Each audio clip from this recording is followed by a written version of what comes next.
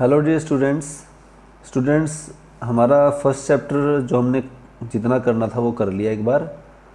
जो बाकी एक्सरसाइजेज हैं या उनके कुछ सम जो रहते हैं वो हम जब स्कूल लग जाएंगे तब करेंगे, क्योंकि वो बोर्ड पे ही सम हो सकते हैं।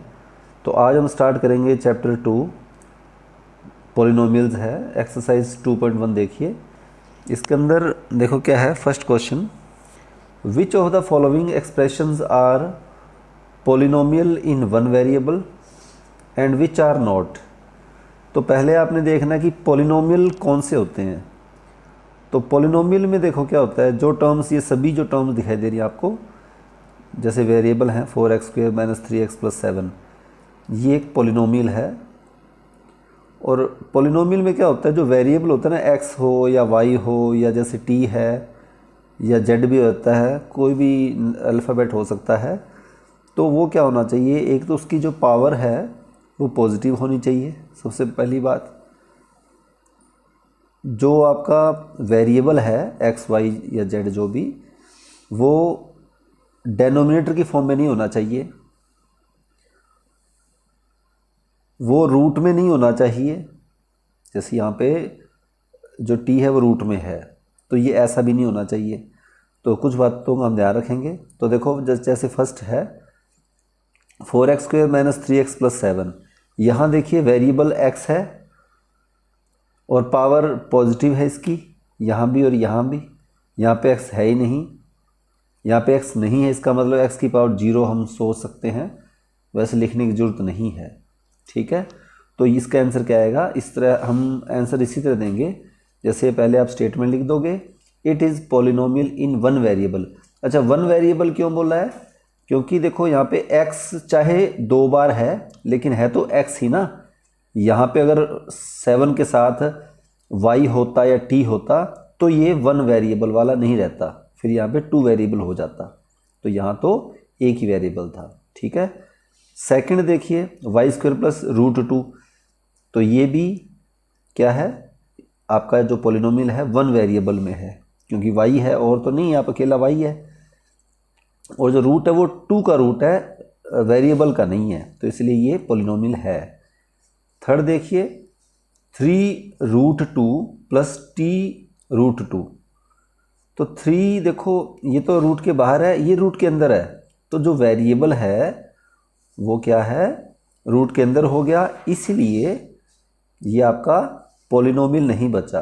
तो ये पॉलिनोमियल नहीं है, तो आंसर क्या लिखोगे, it is not a polynomial. ठीक है, इन वन वेरिएबल लिख लो, और वैसे वेरिएबल तो 1 था लेकिन पॉलिनोमियल नहीं बचा ये।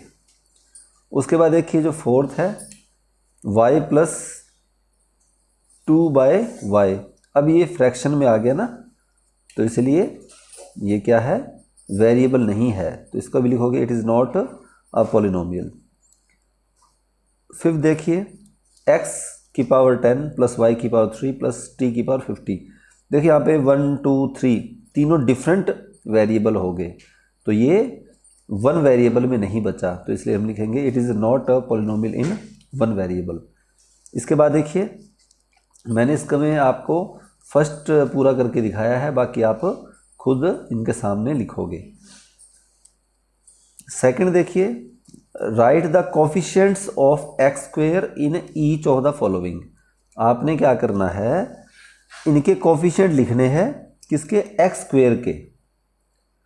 तो देखिए जैसे फर्स्ट है इसका 2 + x² + x, तो मैंने ये पहला सॉल्व किया आपके लिए, तो इसको आप आंसर इस तरह दोगे, द कोफिशिएंट ऑफ x² इन, इस पॉलिनोमियल में, इन द पॉलिनोमियल लिख लो या इन ये लिख दो, पूरा जो दिया हुआ पॉलिनोमियल। तो देखो x² का कोफिशिएंट, कोफिशिएंट का मतलब x² को किससे मल्टीप्लाई किया गया है, तो x² वाली जो टर्म है इसके साथ कोई नंबर नहीं है, इसका मतलब 1 है, तो ये क्या है, इसका कोफिशिएंट क्या हो गया, 1 हो गया। ओके, सेकंड देखिए इसका 2 - x² + x³, तो यहाँ भी अब लिखोगे the coefficient of x² in the polynomial या in the given polynomial is equal to, अब यहाँ देखिए x² के साथ क्या है, यहाँ पे -1 है। ठीक है, जैसे यहाँ तो +1 था ना, यहाँ पे -1 है। इसका देखिए थर्ड पार्ट, यहाँ भी x² का कोफिशिएंट बताना है आपने, तो यहाँ पे क्या होगा, the coefficient of x² in the given polynomial या in this polynomial will be, क्या होगा देखो, x² को छोड़कर यहाँ पे क्या है, π/2, यहाँ पे आएगा π/2। फोर्थ में देखो यहाँ पे x² है ही नहीं, तो क्या लिखोगे, the coefficient of x² in the polynomial is equal to, अब यहाँ पे x² वाली टर्म ही नहीं है, तो क्या लिखोगे सॉरी, तो यहाँ पे आएगा 0, कोफिशिएंट क्या आएगा, यहाँ पे 0 आएगा। ओके, इसमें x² नहीं है इसीलिए। इसके बाद देखिए question number 3, give one example each of a binomial of degree 35 end of a monomial of degree 100। अब बाइनोमियल और मोनोमियल समझो पहले तो, देखो जिसमें सिर्फ एक टर्म होती है ना, सिंगल टर्म वाला पॉलिनोमियल मोनोमियल होता है, जिसमें सिर्फ एक टर्म आती है। जैसे इसमें एग्जांपल ऊपर दिया नहीं कोई बात नहीं, मैं लिख दूंगा आपके लिए। और बाइनोमियल में 2 टर्म्स होती हैं, जैसे देखो ये बाइनोमियल है, इसमें 2 टर्म्स है, ठीक है। जिसमें 3 टर्म्स होती हैं वो, जैसे ये वाला है, ये ट्राइनोमियल है। मोनोमियल होता है जिसमें अकेली 1 टर्म है, जैसे मैं कहीं लिख दूं 2x या 7x², कुछ भी ऐसा, तो ये दोनों क्या हैं, मोनोमियल्स हैं। तो हमने क्या करना है, किसके एग्जाम्पल देने हैं, अ बाइनोमियल ऑफ डिग्री 35। आपने ऐसी टर्म्स लिखनी है, एक ऐसी अपना पॉलिनोमियल बताना है जिसमें जो बाइनोमियल हो, जिसमें 2 टर्म्स हो और जिसकी डिग्री 35 हो। तो कोई भी ले सकते हो, मैंने यहाँ पे लिया है 5x और पावर जो है 35 पावर, क्योंकि डिग्री 35 बोला है। यहाँ पे 5 की जगह आप 10 लिख सकते थे, ABC लिख सकते थे, कुछ भी लिख सकते हो। यहाँ पे x की जगह y भी लिख सकते थे, प्लस x, यहाँ पे चाहे x लिख दो, x की कुछ और पावर लिख दो, कोई दिक्कत नहीं है। और जैसे दूसरा है इसका, अ मोनोमियल ऑफ डिग्री सॉरी 100 लिखना भूल गया मैं, डिग्री 100 डिग्री जिसकी हो, जिसकी पावर 100 हो यानी, तो यहाँ पे मैंने इसका कोफिशिएंट a लिख दिया, आप a की जगह कुछ और नंबर लिख सकते हो। और यहाँ पे मैंने वेरिएबल y लिया है, आप x भी लिख सकते हो, तो ay⁻100, ठीक है। तो इस तरह ये होगा। इसके बाद स्टूडेंट्स फोर्थ सम देखिए इसका, right the degree of each of the following polynomials. आपने डिग्री बतानी है, ठीक है। तो आप पहले क्या क्या कर चुके हो, शुरू में जो पहला सम था उसमें तो आपने बताना था 1 वेरिएबल में पॉलिनोमियल है कि नहीं। सेकंड में आपने बताया था कोफिशिएंट ऑफ x², कोफिशिएंट की बात की थी। और अभी क्या करना आपने डिग्री बतानी है पॉलिनोमियल की। तो देखो जैसे फर्स्ट है इसका part 5x³ + 4x² + 7x। Degree क्या होता है, जो देखो यहाँ पे वेरिएबल x है, यहाँ पे x है, यहाँ भी x है, यहाँ पे पावर 3 है, यहाँ पे पावर 2 है, यहाँ पे पावर 1 है। सबसे बड़ी पावर कौन सी है, 3। तो इस पॉलिनोमियल की डिग्री क्या होगी, जो बड़ी पावर होती है, लार्जेस्ट पावर जो है तीनों में, पावर को आप एक्सपोनेंट भी बोल सकते हो, ठीक है। तो जो लार्जेस्ट जो पावर है या एक्सपोनेंट है वो डिग्री होती है उस पॉलिनोमियल की। The degree of polynomial this is equal to 3, यहाँ 3 था ना, ओके। उसके बाद देखिए सेकंड 4 - y², इसकी डिग्री क्या होगी, तो यहाँ पे वेरिएबल एक बार ही है y, तो यहाँ पे देखो पावर 2 है, यहाँ तो y था ही नहीं, तो यहाँ पे क्या लिखोगे, the degree of the polynomial 4 - y² is equal to 2 आ जाएगा। थर्ड में यहाँ देखो क्या है, the degree of the polynomial, यहाँ t की पावर 1 है, तो डिग्री यहाँ पे 1 हो गई। फोर्थ जो है, यहाँ पे आप कहोगे ओनली कांस्टेंट टर्म है तो 3 है, तो यहाँ क्या लिखोगे, अगर यहाँ पे कोई आपका वेरिएबल होता, मान लो x होता या y होता, तो पावर 0, ओके।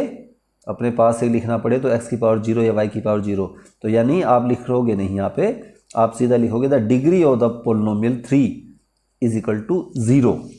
ठीक है, 0 आएगी। इसके बाद देखिए question number 5, classify the following as linear, quadratic and cubic polynomial. आपको जो ये 7 इसके पार्ट्स दिए हैं, इनमें आपको क्लासीफाई करना है, आपको चेक करना है कि कौन कौन सी लीनियर है, कौन सी क्वाड्रेटिक है और कौन सी क्यूबिक पोलिनोमियल्स हैं। अब ये लीनियर, क्वाड्रेटिक और क्यूबिक क्या होता है? देखिए, जिसमें बड़ी पावर या जो पोलिनोमियल की डिग्री जहाँ 1 होती है ना, वो लीनियर होता है। जहाँ पे डिग्री क्या हो, 1 हो, वो लीनियर होता है। जहाँ पे डिग्री 2 हो वो क्या होता है, क्वाड्रेटिक। और जहाँ पे डिग्री बड़ी पावर 3 हो होता है क्यूबिक। तो देखो बिल्कुल सिंपल है। जैसे मैंने आपके लिए 2-3 पार्ट किए इसमें। जैसे देखो फर्स्ट है x² + x, it has degree 2। देखो 2 डिग्री है ना, तो 2 डिग्री के लिए क्या बताया था मैंने, क्वाड्रेटिक बताया था ये था। तो therefore it is a quadratic polynomial. और एक मैंने लिया है लीनियर वाला, इसमें देखो फोर्थ जो था 1 + x, सॉरी, तो देखो यहाँ पे लिखा है 1 + x, इट हैज़ डिग्री 1। देखो डिग्री यहाँ पे वेरिएबल की पावर 1 है ना, तो degree 1, therefore it is a linear polynomial. इसके बाद एक मैंने लिया 7x⁻³ तो इट हैज़ डिग्री 3, तो डिग्री 3 यहाँ पे, तो therefore it is a cubic polynomial. ठीक है, तो इस तरह आप एक्सरसाइज 2.1 कर लेंगे। ओके बेटा, मुझे उम्मीद आपको ये समझ आ गई होगी। तो आप इसे फेयर पे साफ सुथरा कर लेना।